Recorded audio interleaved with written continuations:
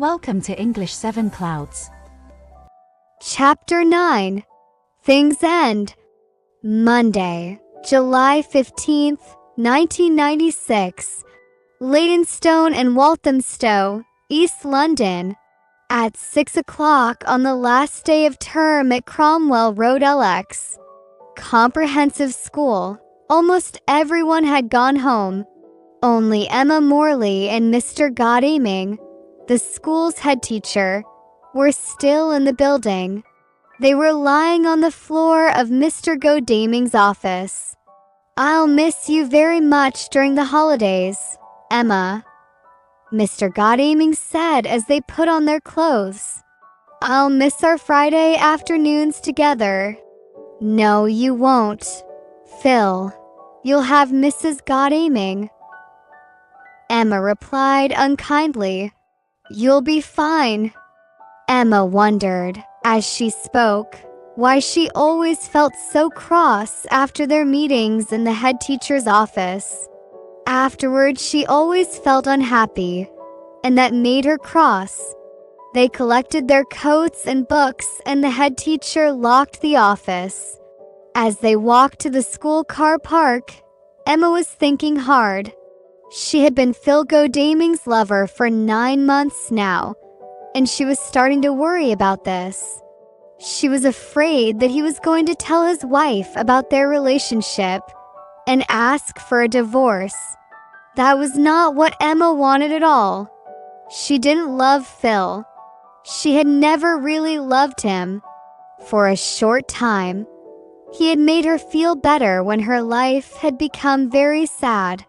She wasn't seeing Dexter any longer and she missed him. And her relationship with Ian Whitehead had gone wrong. Phil had helped her to be confident during the bad times, but she certainly didn't want to marry him. And she thought now that it was time for this relationship to end. As Mr. Godalming opened the door of his car, Emma held his arm. "Phil, I'm sorry, but I don't want to be your lover any longer," she said. "I feel bad about our relationship.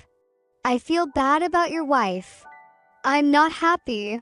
"You were very happy 10 minutes ago, Emma," the head teacher said. He laughed. "No, Phil, you were very happy 10 minutes ago," Emma replied sadly. Phil Godalming wasn't pleased to hear Emma's words. He'd enjoyed their meetings after school on Fridays. He argued for some time, but clearly, Emma wasn't going to change her mind. "We'll talk about this next term," he said. He got into his car, closed the door, and drove quickly out of the car park. Emma traveled sadly home to Walthamstow on the Underground. On her way home, she bought some wine to drink later. She was going to spend the evening on her own. Ian Whitehead no longer lived with her. They had ended their relationship after a terrible argument. They had argued about Ian's jealousy and his selfishness. At the end of their argument, they had both cried. They had cried for each other and for the end of their relationship. But they both knew that it had to end. It had all been so sad, Emma thought now, as she sat in the train. Late that evening, after she had drunk the wine, Emma turned on her television. The first person she saw was Dexter Mayhew. Suddenly, Emma realized that it was exactly a year since she had spoken to him. She knew that Dexter's TV career hadn't been very successful recently. Viewers had never really loved him. It seemed they had only loved to hate him, and nowadays most of them just hated him. Dexter was now presenting a very late-night TV show about computer games. Few people watched it. Emma did watch the show for a few minutes. She thought that Dexter wasn't looking well. His face was looking tired, and he no longer seemed confident. Suddenly, Emma had a great feeling of friendship and love for him. She realized that for the last 8 years, she had thought about Dexter every day.